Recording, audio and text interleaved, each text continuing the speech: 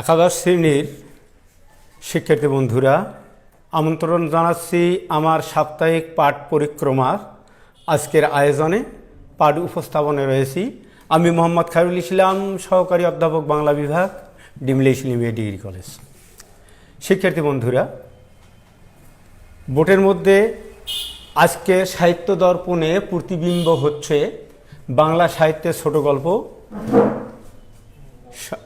ছোট গল্পের ঐতিহাসিক বিবর্তনে উত্থান, অবস্থান, স্বরূপ, প্রকৃতি ও সংজ্ঞায়ন, তার মধ্য দিয়ে আমাদের আজকের এই আয়োজনের শুরুতে দৃষ্টিপাত মূল বিষয়ে। শিক্ষার্থী বন্ধুরা, নিশ্চয়ই লক্ষ্য করেছেন বাংলা সাহিত্যে ছোট গল্প, ছোট কথাটি বলতেই এমন একটি রূপকে বোঝায় যা সংক্ষেপ বা অল্প করে। শিক্ষার্থী বন্ধুরা, মানুষ জন্মগ্রহণ করে উত্তরাধিকার সূত্রে কতগুলি নিয়ম তারা পেয়ে থাকে।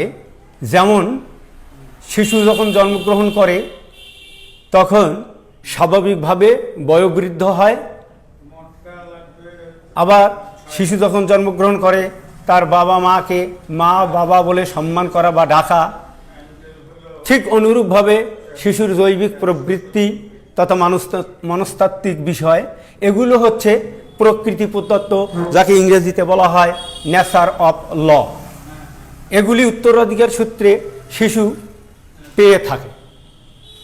মানুষের এই যে জৈবিক প্রবৃত্তি বা মনস্তাত্ত্বিক যে বিষয়টি, এটি মানুষের সৃষ্টি থেকে আজ পর্যন্ত, অনাদিকাল পর্যন্ত, মানুষ যতদিন পৃথিবীতে বাঁচবে বা থাকবে ততদিন পর্যন্ত তার এই মনস্তাত্ত্বিক বিষয়টি তার সাথে ওতপ্রোতভাবে জড়িত থাকবে। এই মনস্তাত্ত্বিক বিষয়টি মানুষের সেই বিষয় যা তার কর্মময় জীবনের সম্পূরক হিসাবে কাজ করে থাকে। সভ্যতার উষালগ্নে যখন চিত্ত বিনোদনের জন্য বা মনস্তাত্ত্বিক খোরাকের জন্য কোনো আধুনিক উপকরণ কিংবা কোনো মাধ্যম ছিল না, তখনও মানুষেরা তাদের এই মনোবৃত্তি বা এই মনস্তাত্ত্বিক খোরাক যোগানের জন্য তারা দীর্ঘ সময় কর্মব্যস্ততার মধ্য দিয়ে থাকলেও ক্লান্তি নাশিতে বা অবসাদ সময় কাটানোর জন্য তারা একটি নির্দিষ্ট সময়ে সমবেত হয়ে তারা এই মনস্তাত্ত্বিক খোরাক জোগাড় করতে এভাবে কি, সেটি হচ্ছে কতগুলি কেচ্চা কাহিনী বা গাল গল্পের মধ্য দিয়ে। একজন এই কেচ্চা কাহিনী বা গাল গল্প বর্ণনা করতেন, আর সমবেতভাবে অন্য অন্য শ্রোতারা তা শুনে মনোমুগ্ধ তাদের হইতো এবং তারা মানসিক খোরাক বা রস এখান থেকে উপলব্ধি করতে পারতেন।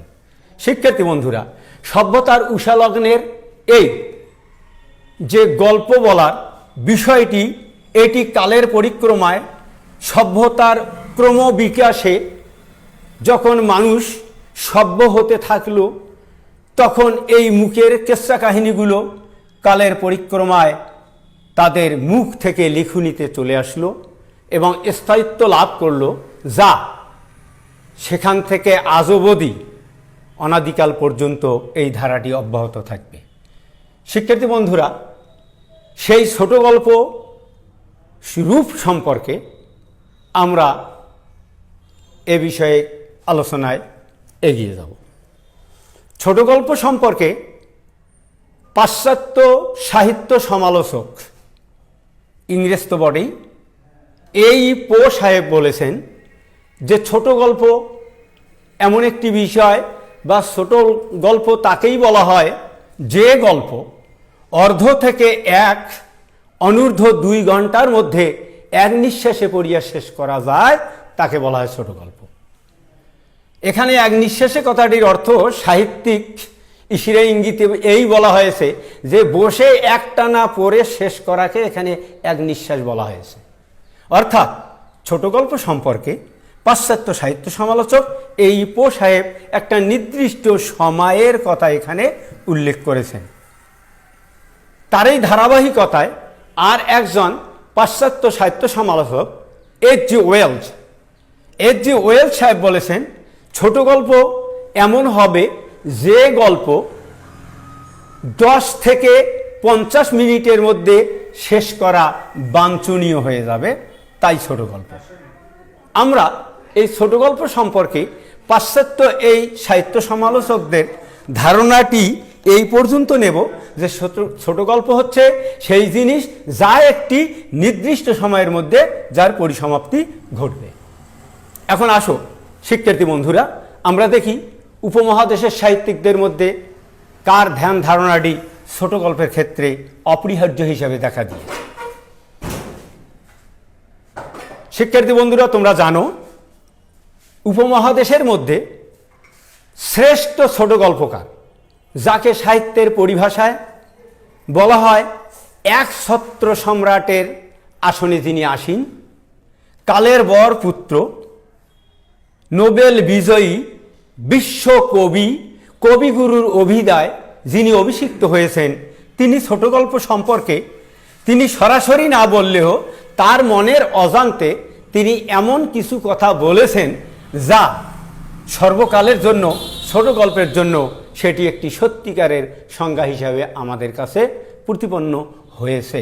রবীন্দ্রনাথ ঠাকুর নিজেই জানেন না যে তার এই কবিতাটি একটি ছোট গল্পের সার্থক সংজ্ঞা হিসাবে কালের পরিক্রমায় এটি বিবেচিত হয়ে যাবে। রবীন্দ্রনাথের উল্লেখযোগ্য একটি কাব্যগ্রন্থ নিশ্চয় শিক্ষার্থী বন্ধুরা তোমাদের জানা আছে। উল্লেখযোগ্য যে কাব্যটির কথা বলছি সেটি হচ্ছে সোনার তরী। সোনার তরী কাব্যটি শুধু কাব্যেরই নাম নয়, প্রথম কবিতার নামও তিনি সোনার তরী করেছেন। এই সোনার তরী কবিতার প্রথম লাইন আমি বলছি, গগনে গরজে মেঘ ঘন বরষা, কুলে একা বসে আছি নাহি ভরসা। সেখানে আধ্যাত্মিক চেতনার রূপকার্থে তিনি আরও একটা সুন্দর কথা বলেছেন, ঠাই নাই ছোট সে তরী, আমারই সোনার ধানে গিয়েছে ভরি। রবীন্দ্রনাথের এই সোনার তরী কবিতা এবং কাব্যের নাম সোনার তরী। এই সোনার তরী কাব্যের একটি উল্লেখযোগ্য আর একটি কবিতা হচ্ছে বর্ষা যাপন কবিতা। যে বর্ষা যাপন কবিতাটি তিনি রচনা করেছেন, যেটা কালের বিবর্তনে আমাদের কাছে বর্তমানে ছোট গল্পের একটি সার্থক সংজ্ঞা হিসাবে প্রতিপন্ন হয়েছে। শিক্ষার্থী বন্ধুরা, কবিতাটি আমাদের কম বেশি সকলের জানা। এটি হচ্ছে এরকম, ছোট প্রাণ ছোট ব্যথা ছোট ছোট দুঃখ কথা, নিতান্তই সহজ সরল, সহস্র বিস্মৃতি রাশি প্রতহ যেতেছে ভাসি, তারই দুচারটি অশ্রুজল, নাহি বর্ণনার ছটা ঘটনার ঘন ঘটা, নাহি তত্ত্ব নাহি উপদেশ, অন্ত্রে অতৃপ্তি রবে সাঙ্গ করি মনে হবে, শেষ হয়ে হইল না শেষ।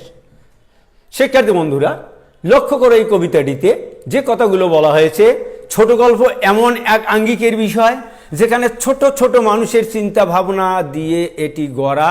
এখানে কোনো আধ্যাত্মিক চিন্তা চেতনার সমাবেশ নেই। আর কি, ঘটায়মান মানব জীবনের প্রতিদিনে হাজার হাজার কেচ্ছা কাহিনী বা ঘটনা সংঘটিত হচ্ছে, অথচ এগুলো সবটাই ছোট গল্পের স্থান পাবে না। এগুলির মধ্যে থেকে যে কোনো একটি ঘটনা বা একটি ঘটনার খণ্ডাংশ মাত্র ছোট গল্পের প্রেক্ষাপট হিসাবে গ্রহণ করতে হয়।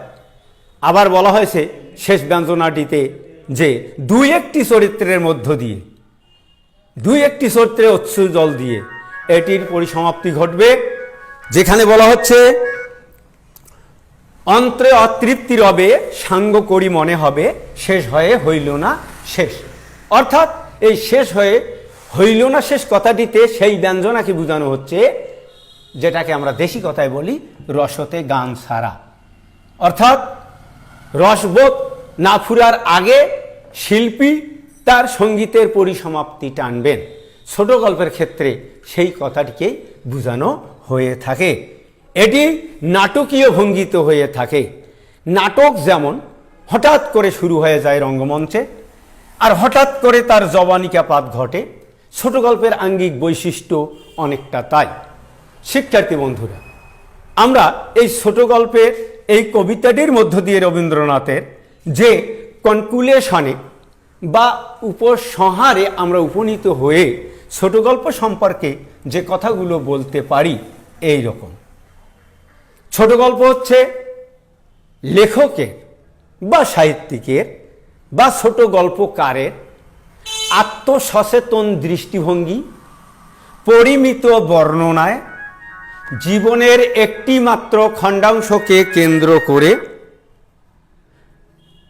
দু একটি চরিত্রের মধ্য দিয়ে রসগণ হয়ে নাটকীয় ভঙ্গিতে যে সাহিত্যের শুরু এবং সমাপ্তি ঘটে তাকে বাংলা গদ্যে ছোট গল্প বলা হয়। আমি সংজ্ঞাটি আর একবার রিপিট করছি।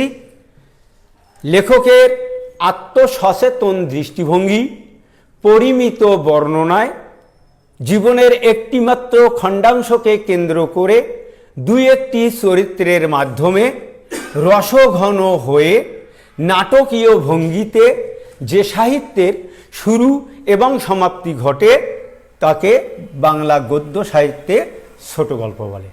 শিক্ষার্থী বন্ধুরা, এখন পর্যন্ত আমরা পাঠ পরিক্রমায় ছোট গল্পের আঙ্গিক বৈশিষ্ট্য এবং সংজ্ঞা সম্পর্কে জানলাম।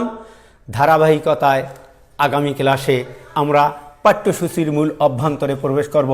ততক্ষণ পর্যন্ত তোমাদের দীর্ঘায়ু কামনা করে আমার পাঠে আবারও আগাম আমন্ত্রণ জানিয়ে আজকের মতো পাঠ পরিক্রমার এখানে সমাপ্তি টানছি।